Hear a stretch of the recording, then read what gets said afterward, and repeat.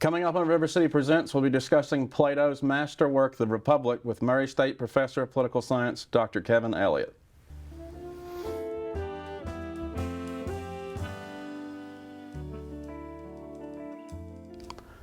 Welcome to River City Presents. My name's Daniel Hurt. There is no political science, political theory course taught without touching on Plato's Republic. It's an essential masterwork that still impacts all of us today in some ways. To discuss this today is Murray State Professor of Political Science, Dr. Kevin Elliott. Welcome back to the program. Thank you so much for having me. This was the first in the course. This was, I believe, the first full text that we'd read in your political theory course, so obviously it's still essential, even today, from 300 BC or so.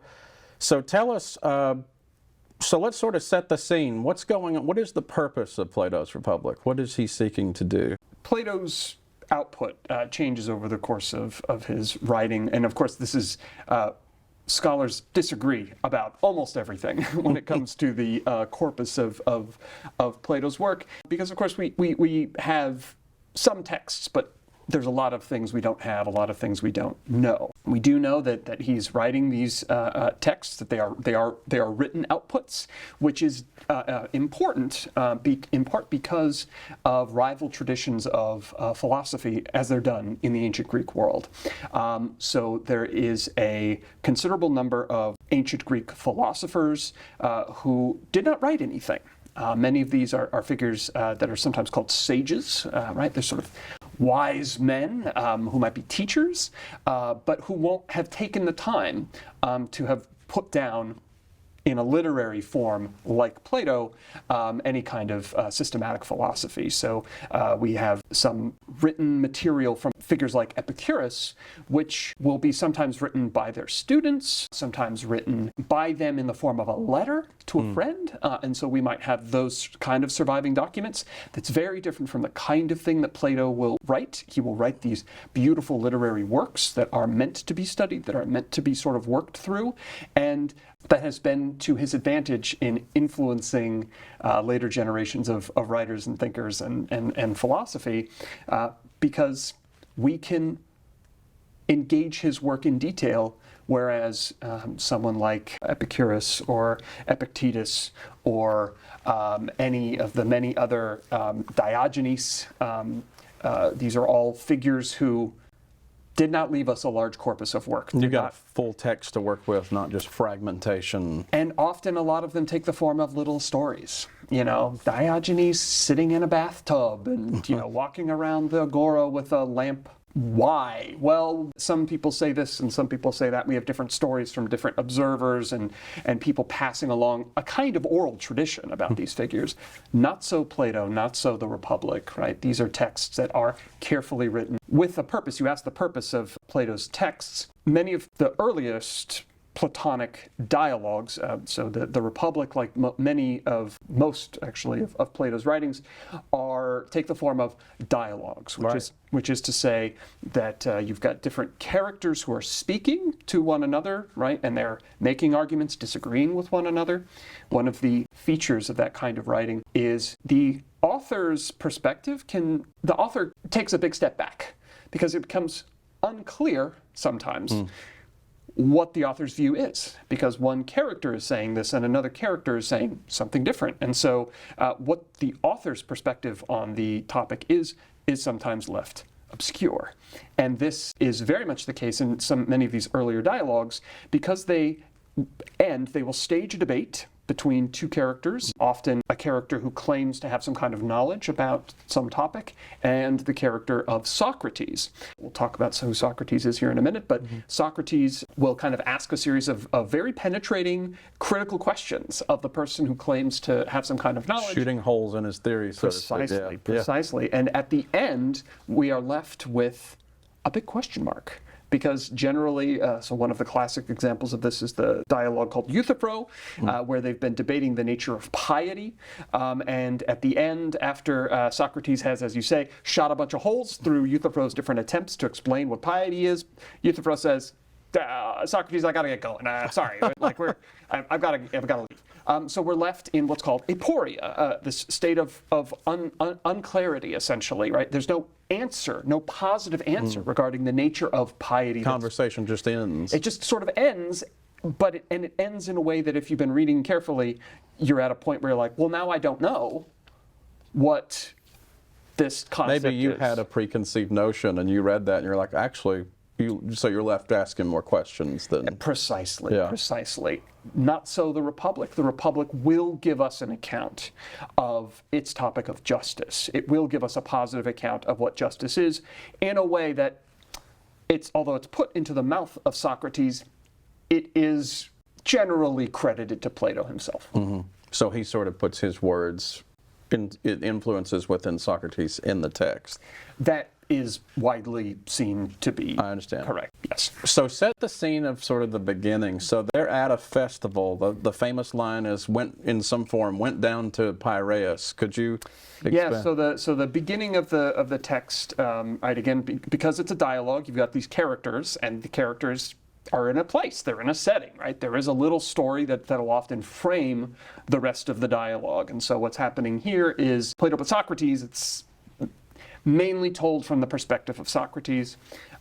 He says, I went down to the Piraeus. The Piraeus is the port of the city of Athens. It's a little bit outside the city at that time for a festival. I think it's a kind of like a nighttime torch race on horseback. Interestingly, something that's noted by many people, the first person reported to speak is a slave, right? So I went down to the Piraeus and someone sent his slave to send me word, basically. It's something like to invite me over to their house for a conversation.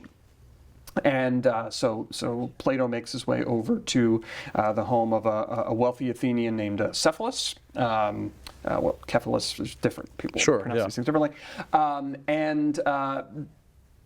Cephalus begins a conversation. Cephalus is an older, wealthy man. They sort of idly start speaking about the kinds of things, they just have a conversation. How you doing? Doing okay? What's going on, right? At one point, Cephalus says, the thing about being old and wealthy is it's pretty nice. It's pretty nice because you don't have to cheat anybody and you don't have to worry about things. You can give sacrifices to the gods and things are all sort of, the end of life gets to be something you're not as afraid of, something like that.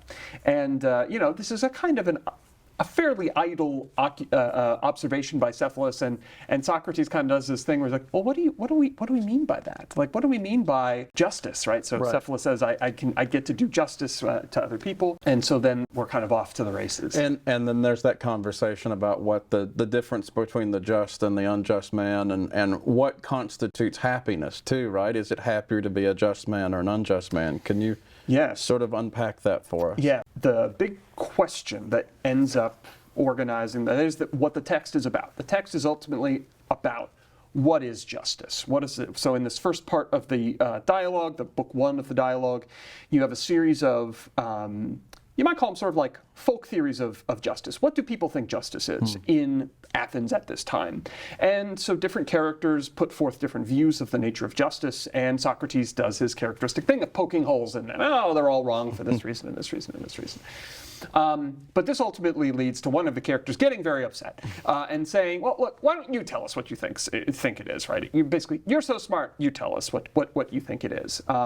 But the nature of that challenge is actually quite sophisticated, because what ends up happening, I believe these are two sons of Cephalus. Cephalus is like, I'm not interested in having this conversation. I'm going to leave. He goes and burns something. He goes away. He's like, I've got to go see to the sacrifice or whatever, right? And then he goes, my sons, they'll be my heirs of my fortune, and they will be the heirs of my position in this debate. He stirred it up and walked away. Precisely. Well, he did stir it. He was just having a conversation like a normal person, and Socrates made it weird, right? And then so essentially his sons they press this challenge, the challenge that you're speaking to, because they say, look, it's widely believed that justice is something that is a burden.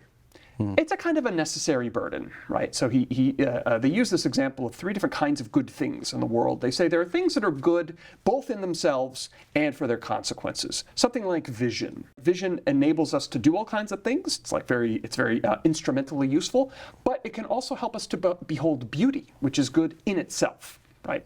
Then there are things that are simply good in themselves, regardless of their consequences. Something like joy. Joy is something we simply enjoy. And if somebody asks you, what's the point of joy? You'd be like, it's hard to explain. What are you talking about? But you kind of know. Yeah, it doesn't really make sense to say that. And then there are things that are good not in themselves, but only for their consequences. And here he says something like training, physical training, right? Going to the gym, getting all sweaty and so forth. Like, people don't really enjoy that in itself.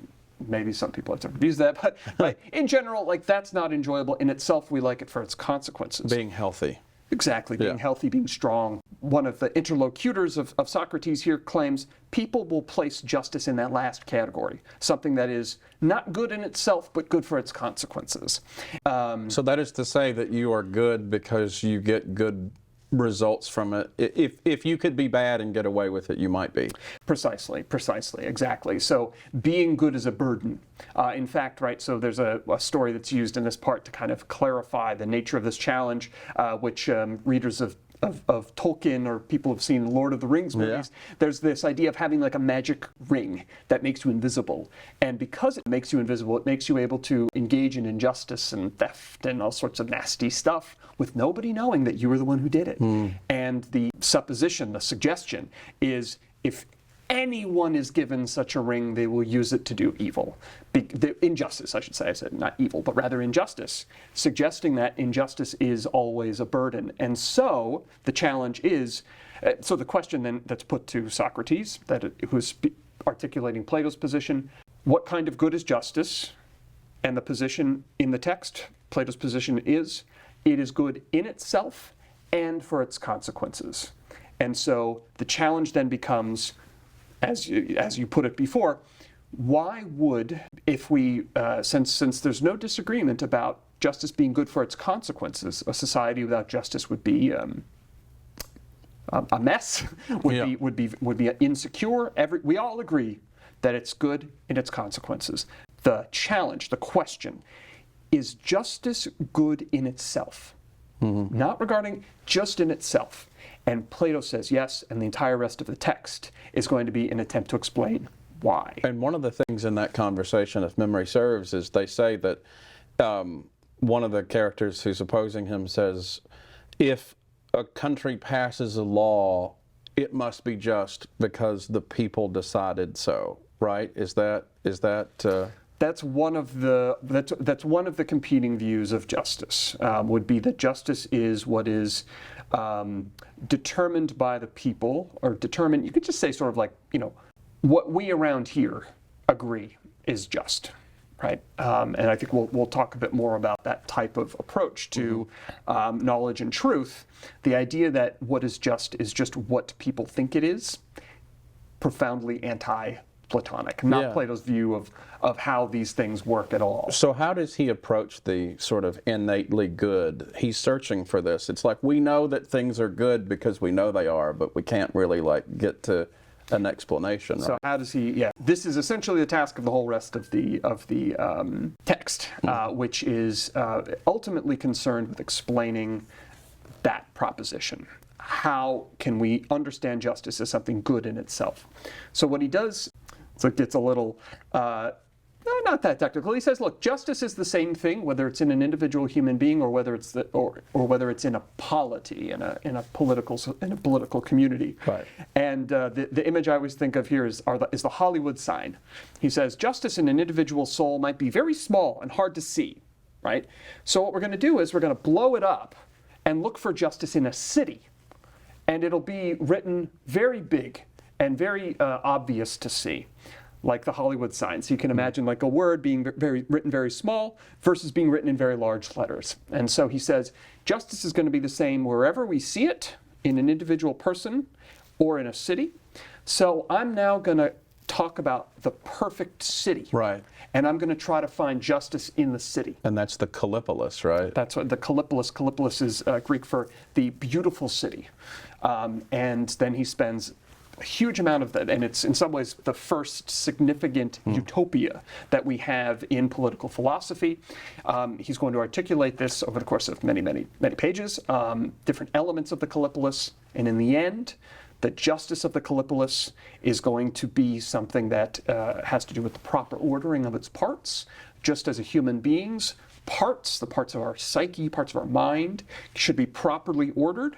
And he thinks that is going to yield to us an existence that is capable of peace and wisdom and virtue in a way that when we are not properly ordered, we will be suffering in a whole variety of ways. So just so I understand, his definition of piety itself is sort of unique, right? It means like doing well to others in the community, right? So piety or justice. Are they not one and the same in some ways? Well, we don't actually get an answer in the text on piety. The text that's dedicated to piety is the Euthyphro, and that is one of these texts that ends in aporia. So we don't actually end up with a positive account of what constitutes piety in Plato. But when it comes to justice, we do get a picture of what it looks like. So in terms of the Kallipolis, it seems to me that, and I'm going to generalize, it seems to me that Plato's city is sort of the search is for harmony. It's sort of like a symphony where if everybody plays their parts as virtuosos and not novices, and everybody does their role sort of almost to each according to their ability, the city will function in a healthy, positive way. Absolutely. The highest, to call it the highest goal is probably not quite right, but he would think that the ideal city is one that is as unified as possible, harmony and unity. He is very clear that these are what we should expect from a properly ordered society. Maybe many of us share that general view that actually what we want is a political community that is united and harmonious.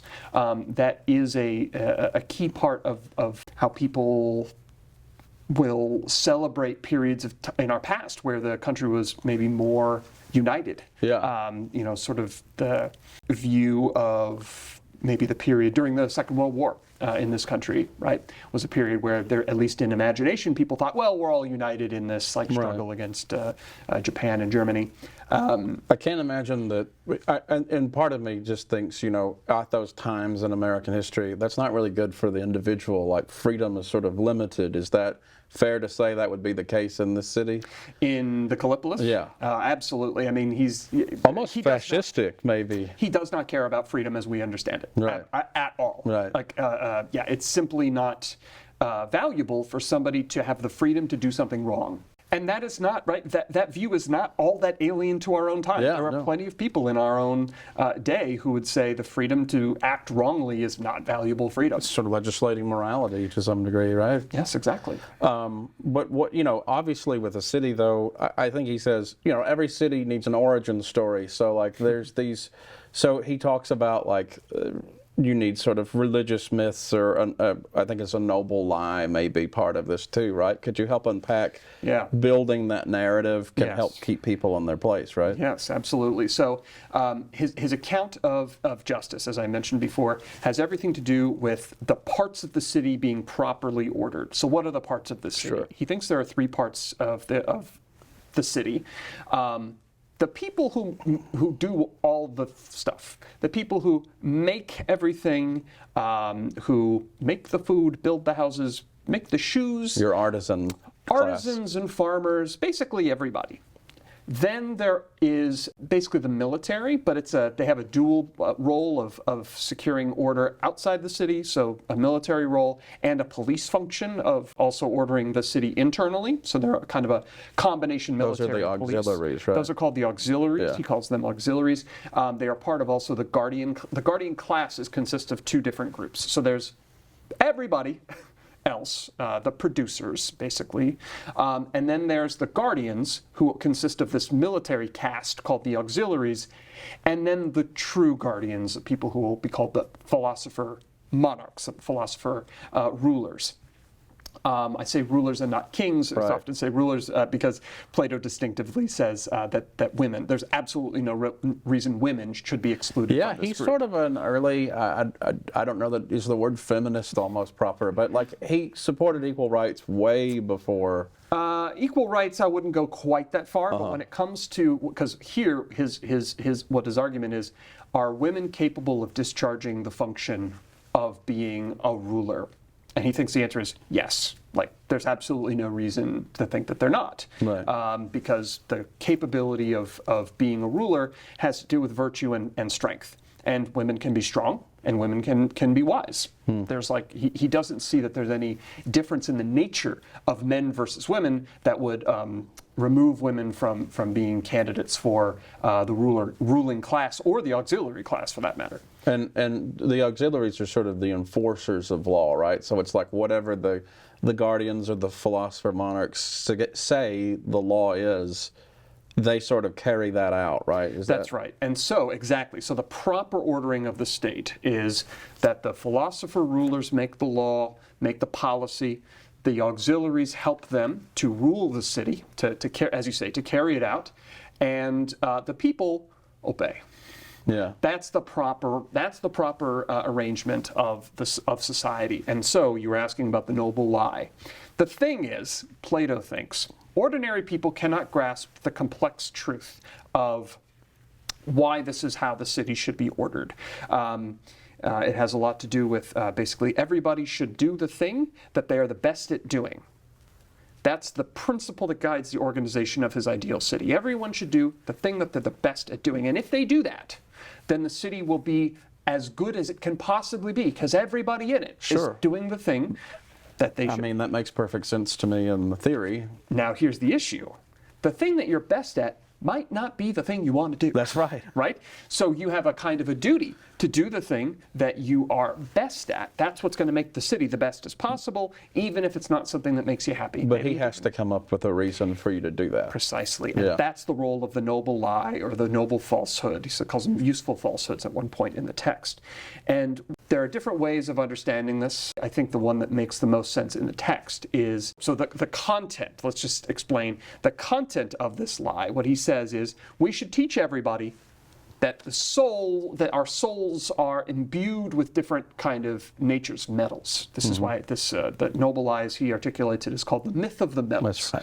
The myth of the metals is that some people's souls are sort of imbued with gold, and some people's souls are imbued with silver, and some people's souls are imbued with iron or brass, or sort of bronze, something like that. And these correspond to the three classes. So the philosopher rulers' souls are imbued with gold, the auxiliaries with silver, and everybody else's bronze or iron.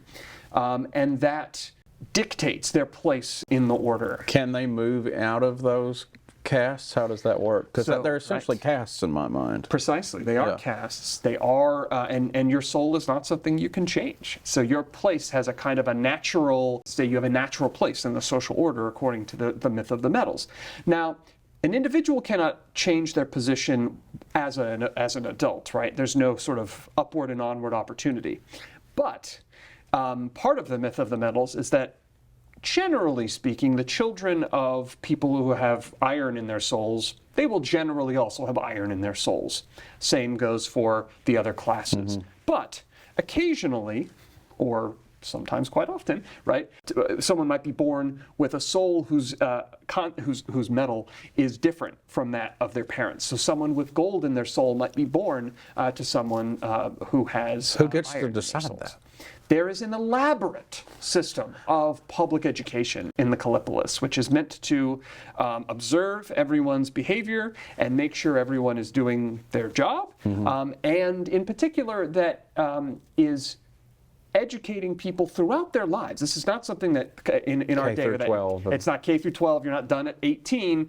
In fact, the philosopher rulers, their training goes up until they're 70 years old, right? It goes until continues for a very, very long period of time. The last period of education takes 20 years, which, so when they're 50, they're not done with education. And one of the key parts of this educational system is identifying children who have promise. So, right, so if you have a very clever child, right, who's the son of farmers, you can select that child for more extensive kinds of music is an important part of this, and education in poetry and music and math. And then ultimately those the system of education will sort of build up their ability to. So the humanities are like really important in this situation. What we would call humanities, yes, of course. You know, they didn't have something that we would have called science, but you know, in the way that Plato sees harmony as being so essential for the city-state, right? What is music but the study of harmony? Yeah, right. So that there was a kind of natural affinity for understanding the value of harmony and it's how to produce it. It's like choirs, voices coming together. Yes. Yes. And it can create a beautiful sound, like the city could be, I suppose. Right.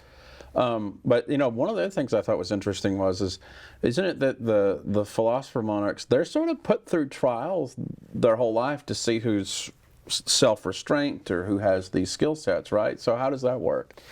Yeah, there is what we would almost call it like tracking, right? Where, like today, where someone might do well at school at a young age and then be placed in a track where they will then achieve, you know, be introduced into classes with more sophisticated content at an accelerated rate of learning, something like that. And that's the kind of system that Plato lays out. So the most promising children will be placed in this, I don't want to call it attritional, because he does want, it's very important. It is not important that only 5% come out at the end. That's not important. Right. What's important is identifying which children are the most promising for, right, identifying who can be a philosopher ruler, who's best at that function.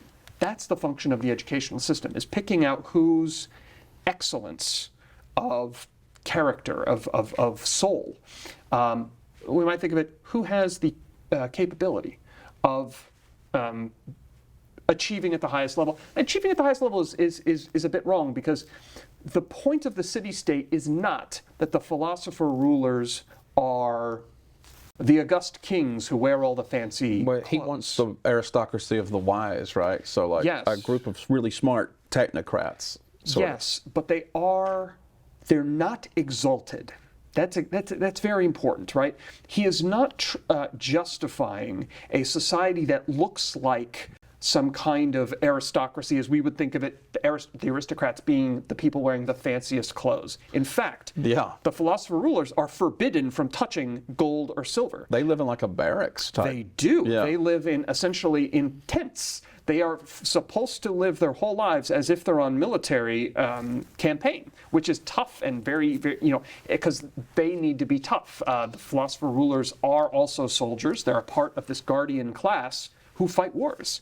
And so it cannot be the case that they are dressed super well and all that. The point is that they have a function to serve in the Callipolis. It's their part. It's their part to play. The point of the hierarchy is not a social hierarchy as we would think of it, as like there's some people who are at the top who have all the fancy, all of the best stuff in society. Concentration of wealth. Precisely. Yeah. Concentration of wealth, concentration of social regard and reputation. That's not the point of if it would be the lowest caste, as we would sort of say. They wear all the fanciest stuff, actually, right? Yeah. They live in the nice houses. They have the nice things, but they're not in charge of society. The philosopher rulers are. It seems to me that he wants the philosopher ruler to be modest, perhaps, or sort of to understand all the different classes. He must have no possessions or few possessions to be able to speak for the whole. And you want only the smartest people to rule a city. So you're looking for the wisest guy who understands every part of the city. And also that are not tempted to be corrupted Right. by the desire for wealth. Because I suppose that could get you, the temptation of corruption could get you removed as a ruler, perhaps, or That would be something where you would sort taken of out. fail out. Yeah, Yeah. exactly. So as you're going through the educational process, you're asking, right? There is an attritional system, but it's like, oh, this person has shown a lot of love of gold. They're not going to make it, right, in the cast of either auxiliaries or guardians, right? They're not allowed to touch money either way, right? Both of them, that's the whole point, is they serve a different function than money making. They are not supposed to be esteemed in that way of having access to the luxuries of life. If they were given luxuries, it would degrade their ability to be tough fighters, which is one of the most important functions that they serve for the city. One of the most interesting parts I thought was he talks about dividing the soul also in this, right? And it's like appetites and things of that nature, right? Could you take that apart for us? Yeah, so the nature of justice for him, as I mentioned before, is about the proper ordering of the parts of a human being and of a city. So we've just been discussing the proper ordering of the parts of the city. The parts of a human being also have this structure. So in the same way that the city has people who do all the sort of important stuff, the necessities, we might think of it, and then we've got auxiliaries, and then we've got the philosopher rulers, the soul also has three parts, according to Plato. Now, this is not often how we will think of things. We'll tend to separate the soul into something like our sort of reason and our, instincts or something like that. Plato will add three things. So the most familiar to us is the appetites, and he thinks we have different kinds of appetites, and those are actually quite important. That there's this diversity within them. Some of them are natural. Some of them are natural or sort of lawful. You're hungry. You're thirsty. Necessary, unnecessary. Necessary, unnecessary. Absolutely, exactly. So some of our appetites are necessary. Makes perfect sense. Some of our appetites are unnecessary, right? That new iPhone, or something I've got a house. It keeps the rain off. I want a bigger house, right? Those might be appetites that would be sort of unnecessary. It's like wants versus needs. Yes, right, exactly. Something like that. And then we also have a part of the soul that is our reason, right? You call it our reason, our ability to think in terms of forethought, to reason, to accept reason. And the thing about our reason on his account is that it's not necessarily all that powerful on its own. And he thinks that there's another part of the soul, which is the spirited part of the soul. It calls it this is the thumotic part of the soul, thumos being Greek for spirit. The spirited part of the soul is what you might think kind of is in the driver's seat. And so, just like the auxiliaries carry out the will, aid the philosopher rulers in ruling society, the thumotic part of our soul, the spirited part of our soul, when it acts in accordance with reason, when it is in a kind of alliance with reason, then it enables us to control our appetites. And so we can engage only our necessary appetites when necessary. We won't allow hunger to override our reason. We won't allow thirst to override our reason. It's a regulator. It's a regulator, precisely. The combination of those two, right? Reason on its own, according to Plato, is sterile. Can't actually control what we do. We need the help of this. So if you throw that out of harmony, and I like the harmony word, if you throw that out of harmony, then you've got someone who's going to make rash or unwise decisions then. Well, yes, they're going to be subject to making things that should not be important.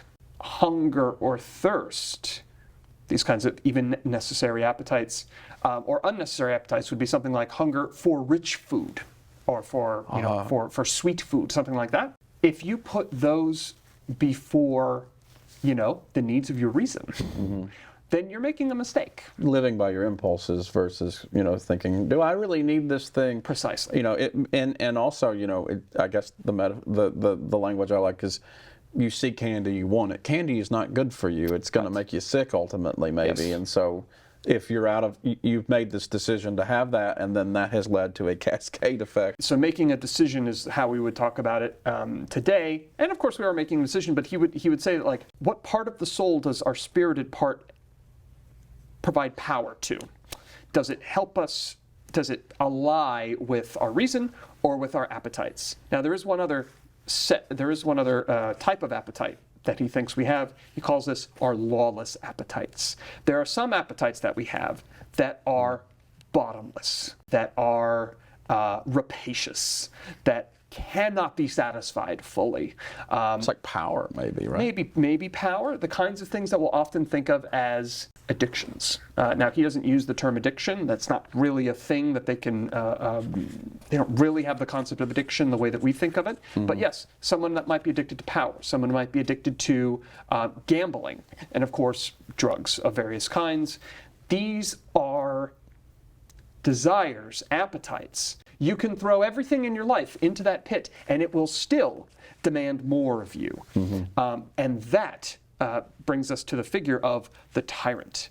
The tyrant is the key figure, the pivotal figure in the text in delivering on that initial promise that Plato, Socrates, is going to explain why justice is good in itself. The reason it's good in itself is because if you don't have justice in your soul, if your soul is not properly ordered such that the thematic, your spirited part is helping your reason, you could ultimately devolve into somebody who is devoured by their lawless desires, like the tyrant. The tyrant we would think is the person we all want to be. The tyrant we might think of today as a billionaire. He's the guy that got away with it and is successful. This is somebody who has all the power, can get anything that he wants. He can take people's property. He can force people to bow down to him. He can take sexual gratification wherever he wants it. He has everything he wants. So we think here of somebody who gets their every wish that they could possibly want. And what happens to this figure? According to Plato, ultimately, more will not satisfy him. Yeah. He will be devoured by his lawless desires, and he will ultimately be the most miserable person that it is possible to be. And that is the answer, that ultimate reason, the ultimate argument for why it is good to be just. Not just for its consequences, but because you will be able to act in a way that is consistent with your reason, with doing things that are a good idea, rather than being devoured by your appetites. It reminds me of the tyrannical man or person is gonna alienate everyone, destroy everything, and ultimately, because of his pursuit of infinite whatever, he's gonna destroy himself, right? Is that the... That's exactly right. But this is part of that sort of life and death of the state thing, so to speak, that they talk about. How does he order these different versions of the lesser good states? He's not a fan of democracy. Very famously, yes. So the ideal state is this Callipolis. The next, it goes through a variety of regimes. We wouldn't necessarily think of them in quite the terms that he uses.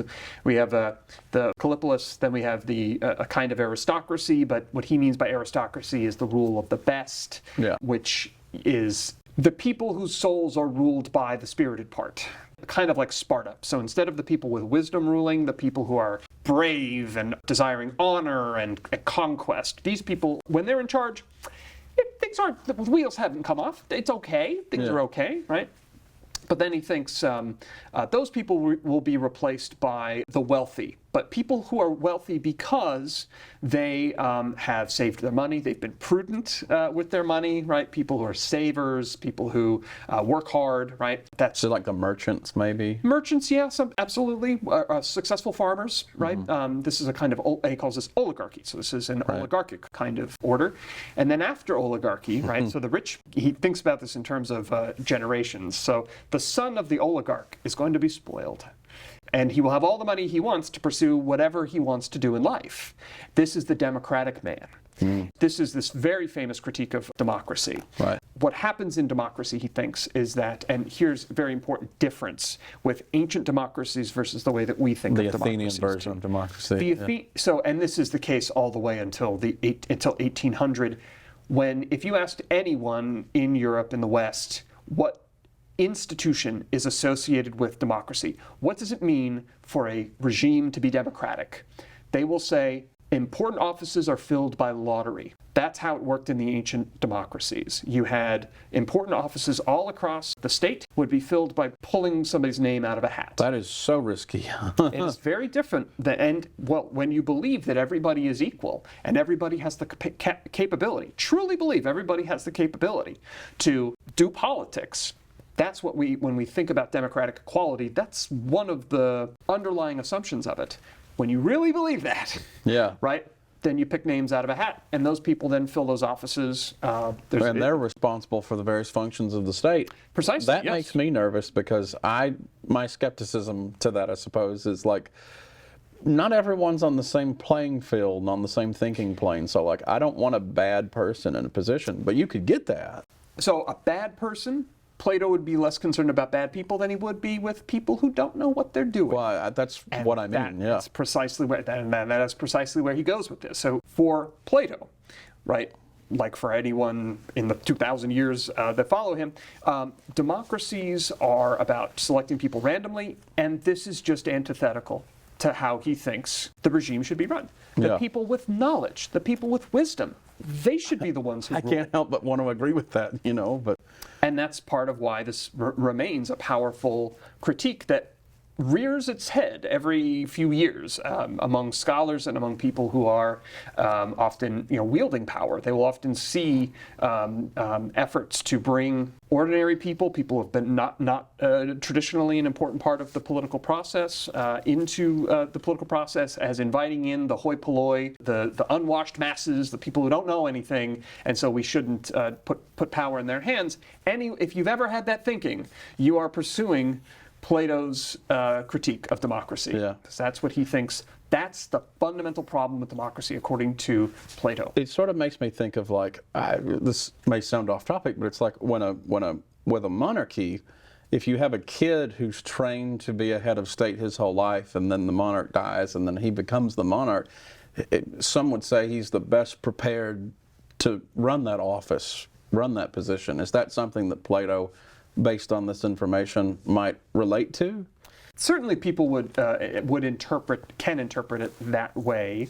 I think it's important, though, that for him, it is the philosopher rulers. They are a class. He doesn't talk that much about the process, the sort of structures, the kind of institutions we might think of as operating, because he doesn't think it's that important, right? They will figure out a way to make this work. He trusts the system. He trusts their wisdom. Yeah. Yeah. The wise people will figure out a process for making decisions and so forth, but it's not monarchical, right? So it's not, there's not one person. I mean, I suppose it could be, right? They could have like a rotating kind of monarchical system, but you could also have a kind of assembly process, which is how things actually worked in Athens, right? So you had the entire citizen body would get together, they'd hear a bunch of speeches, and then they'd vote on what decisions they wanted to make, what laws they wanted to make. And that sort of concerns him too, because I think, based on what we will find out about Socrates later, like, he is very skeptical of mob rule. He's afraid of gang rule, perhaps, right? So if you think, to speak of mob rule would be, to say mob rule in democracy would be to repeat yourself according to Plato. Because what he means by the mob is people who are lacking in wisdom, people who are lacking in virtue. And that sounds very like, well, right, yeah, we don't want people who lack virtue to be in power. But then it's very clear who he's speaking of here, right? Anybody who works for a living falls into this category. Yeah, right. Right? And most people today work for a living. Yeah. So you are like, if you are a person who works for a living, you are not deserving of political power, according to Plato, right? And according to people who follow his line of critique. That's why it's a very dangerous line of critique in a democracy for people who begin to say, well, ordinary people don't know enough to share political power. Well, let's take the next step, right? What's the next step of that? Well, we should try to take some kind of, maybe impose a test so people can't vote who can't pass such a test. Okay, well then who's writing the test, right? We're here. Sounds like literacy tests from the Civil Rights Movement. We are in a part of the country, here in Western Kentucky, that had systematic institutional rules in place to prevent black Americans from exercising power, precisely because they were thought to be people who were not deserving of sharing that power. And literacy tests were a way to make a publicly legible, that is to say, a non-explicitly racial... it's that making the law the law. It must be just because we passed it, right? Well, the justification is something that people can broadly be like, yeah, like we kind of don't want fools, people who don't know how to read, that we don't want them voting. Right. Because what can they know about what the law should be or who should be in charge? If you believe that people who have wisdom should rule and that is... And this is a very important thing, maybe we'll get to this when we speak of the allegory of the cave, but Plato thinks wisdom is hard to get. He thinks that most people are fools. Most people do not understand anything important about the world. Most people are afraid of the truth. Most people do not have any access to the truth. It's very cynical in the text too. I mean, he's very clear about that, right? This is absolutely fundamental to Plato's entire philosophy, his view of the nature of knowledge and who can get it and how you get it. And if you think that actually ordinary people have a degree of kind of common sense, that the kind of knowledge that you need in order to be able to vote, for instance, in our system, is actually not that obscure, then you don't have a problem of foolish people having power because, well, show me a fool, right? And it's like, well, this person's a fool. Have a conversation with them. Most people, we have a conversation with them, they might have certain foolish views or whatever, but like... You'll find something in most people are sensible, right? People aren't constantly having trouble putting their shoes on, right? Like, most people are fairly, well, here, this is just, we live in a democratic age where that's a very common thing to say. One of the things, before we get to the allegory cave, I want you to explain what happens outside of the Republic to Socrates, because I think that sort of, there's some foreshadowing that's involved in the cave story. So go with what happens. So Socrates is, we've been speaking of Socrates and Plato here, just to clarify their relationship.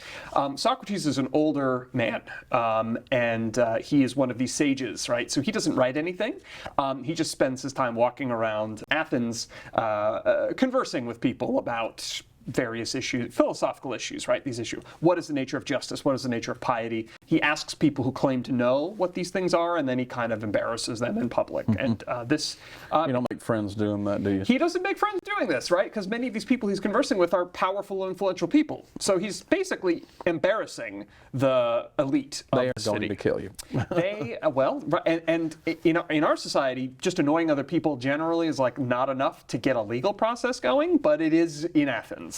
That's Socrates' position. Plato is a younger man, and as Socrates is walking around, he's got a little entourage of like younger men who are learning from him and see him as a kind of teacher, as a kind of sage, and so they are trying to sort of emulate him and learn from him. And Plato was one of these younger men at the time. And so what happens with Socrates is an individual takes him to court, and the way that the courts work in Athens, there isn't a prosecutor, the way that we think of there being like the state has like a prosecutor. Any crime that's committed, basically just a random person has to prosecute that crime, which is... So everybody's an attorney, basically. Everybody who chooses to be an attorney could be an attorney. So somebody accuses Socrates of promoting false religious views and corrupting the youth, and he's prosecuted, right, in court for violating, because these are laws in Athens, and a jury finds him guilty. Now it's a close vote, right?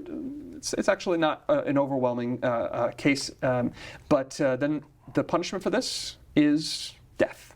Socrates is then put to death. He drinks hemlock, he drinks a kind of poison, and dies. And Plato is profoundly affected by this. This is his teacher, his sort of mentor, somebody he sees as one of the wisest men, the wisest man who's ever lived. Most virtuous man who's ever lived is put to death by the Athenian democracy. Your hero gets struck down. Your hero gets struck down through the proper legal process, right? It's not like there was like falsification of the process anywhere. It all played out. It played out exactly according to the rules, and the problem is the people who were given power, the voters, right, that is to say the jurors, of whom there were hundreds, Athenian juries were very large, they made the wrong choice, right? They were like, no, this guy, we don't like him. He's been a pain in the butt, a gadfly, biting the butt of the Athenian society, right? For his whole life, for decades. And now we have an opportunity to get rid of him. So we're going to get rid of him. So Plato gets to witness the process play out properly, but unjustly, in his view. Yes. Precisely. Unwisely. Yeah. Right. Exactly. And so that sets up this difference between like knowing the truth and what is not the truth. So go ahead and tell us the allegory of the cave. Give us the overview, if you would, please. So in attempting to explain what the philosopher rulers know, what do they know that enables them to rule? Why should they rule? What is the nature of wisdom, of knowledge, of truth? Truth, a capital T, truth. What is the nature of that? He goes, it's really hard to explain. So I can't actually explain it. I'm going to tell you a story. I'm going to tell you what it's like. So it's an allegory, meaning like this kind of a simplified story. So he says, imagine a cave. And in this cave are a series of prisoners, and these prisoners are chained up so that they can't move their heads. They can only look straight ahead. And on the cave wall in front of them is a light, is a series of shadows, I should say. It's light and shadows. And the shadows are what they think is the world. That is the world that they see. That is all that they know of the world, because they're shackled there their whole lives. So they think that these shadows on the cave wall are real things: people, plants, animals, horses, tables, all the things of the world. That's truth. That's their truth. That's what they think the truth is. But behind them is a big fire, and that fire is casting this light, and there are these basically people with kind of puppets who are kind of casting those shadows. This is not a conspiracy theory type thing, like the people holding the puppets are not important, right? Like there's just these puppets, and it's casting these shadows. And Plato says, imagine that one of these prisoners is broken out of his shackles and is pulled up, is like kind of dragged up out of the cave into the real world. And the kind of shock involved with that, I can't even imagine. Blinded by the light, right? They've never seen true light before. And what they thought was, for instance, a horse. They've seen these shadows on the wall. That's what they thought a horse was. But then in the real world, they see a real horse. And they're like, oh, that's a horse. What I thought was a horse was not a horse. This is the realm, this is some of the, just kind of the jargon here, this realm, the real world, he calls that the realm of the forms.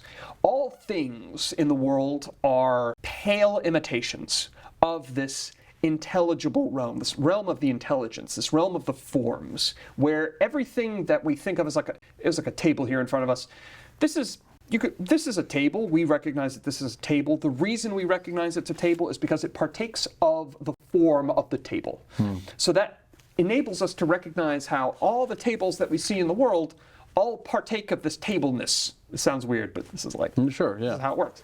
If you truly want to understand what a table is, you have to grasp the form of a table, and that will help you understand all the things that fall into that category. Illuminating this intellectual realm is the sun, which he thinks is the form of the good. It's like the light of truth. Think of it something like that. Later philosophers will take the form of the good and just kind of like take out one of the O's, and we'll be like, oh, that's God. Right. So the Christian thinkers, Augustine above all, will do this. We'll make this move. Anyway, now what will happen? So we've taken our prisoner, dragged them up, and now he knows the truth. The disorientation has gone away. The disorientation has gone away, and now he understands what things are really like. He understands the truth because he's come to grasp the forms. Now he goes back into the cave. When you get truth, you want to share it with people, right? Absolutely. Hey, I got to tell you about this, yeah, right? So he goes down back to all of his friends, and these guys goes, guys, look at this. Look at what we thought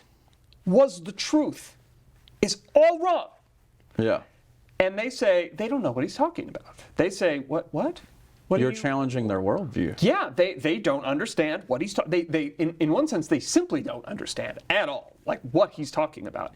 They think he's a madman. They think he's insane, right? And ultimately, right, this is what he thinks happens to Socrates. That's sort of the allegory kind of ends, Yeah. but there's this foreshadowing. It is a kind of foreshadowing for like what will be the fate of this person who tries to bring the truth to people who fundamentally cannot grasp it.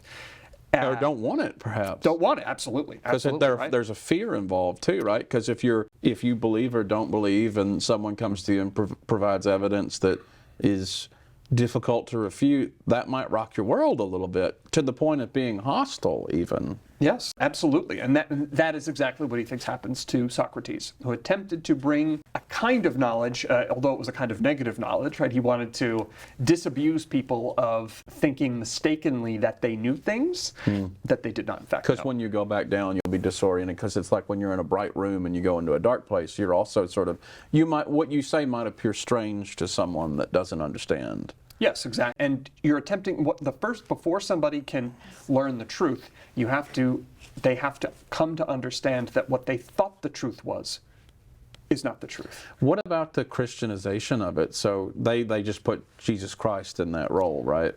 Yeah, so the figure of coming down, I suppose so, yeah. In the Christianization, you can tell a Christian version of the story like that, I suppose, yeah. So he's trying to bring this message that people don't necessarily understand, and that's sort of the point of the Christian sort of then religion and the sort of institutional church could be, well, we're trying to sort of like explain Christ's message. Now, here's a key issue, though, right, with doing that. Sure. One of the most important upshots of the allegory of the cave is that the vast majority of humanity, almost everyone, always believes wrongly and cannot be informed of the truth. Oh. They will not believe it if you try to tell them what the truth is. Whereas an evangelist and a Christian can tell you the truth. He's saying that you're wasting your time. And the whole point of preaching the evangel would be to like convince people that it's true. Right. Right? Plato's just like, yeah, that's just like that's off the table. Among other things, people who have to work for a living don't have the time to think about the truth. They don't have the time to think about You're philosophy. working, putting food on the table. Whose word? The good guys, bad guys, whatever, right? Precisely, yes. So they're too busy. We're about out of time, but I want to ask real quick, so obviously you teach Plato's Republic in your courses, so his work's still relevant even 2,000 years later. Absolutely. I mean, in the course of our conversation, we have had numerous points where it's like people are still making these arguments. These are still familiar ideas to us today. I mean, there are an endless number of places. I mean, there is an end to them, of course. There are a whole bunch of places where we will see kind of spoiler alerts for like later developments, and we might be surprised at how much he has to say speaks to us today, and the questions, and you might not be satisfied with the answers always. Yeah. You might always, there are a constant number of places where the text might have taken a different turn. Because it's a dialogic form, somebody might have said something else, right, in response to somebody's, somebody's point. Someone makes a point. Plato will then sort of take it in a direction that you might think, well, isn't this a more natural way to go? Right. And this is the source of this common saying that all of philosophy is a series of footnotes to Plato, right? It's like, well, the Republic takes a turn here, but let's kind of take another turn. Right. Well, I thank you for coming on the show, and I enjoyed having you as a professor back in the day. You're going on to bigger and better things, Yale University coming up. I'm pleased that I had the opportunity to have you in class. Hopefully, maybe in the future, we can do a Zoom episode or something down the road if you'd like to do that. That would be my pleasure. But again, thank you. Congratulations again. And that was my guest, Dr. Kevin Elliott, Murray State University Professor of Political Science, discussing Plato's Republic. We'll hope you'll join us next time.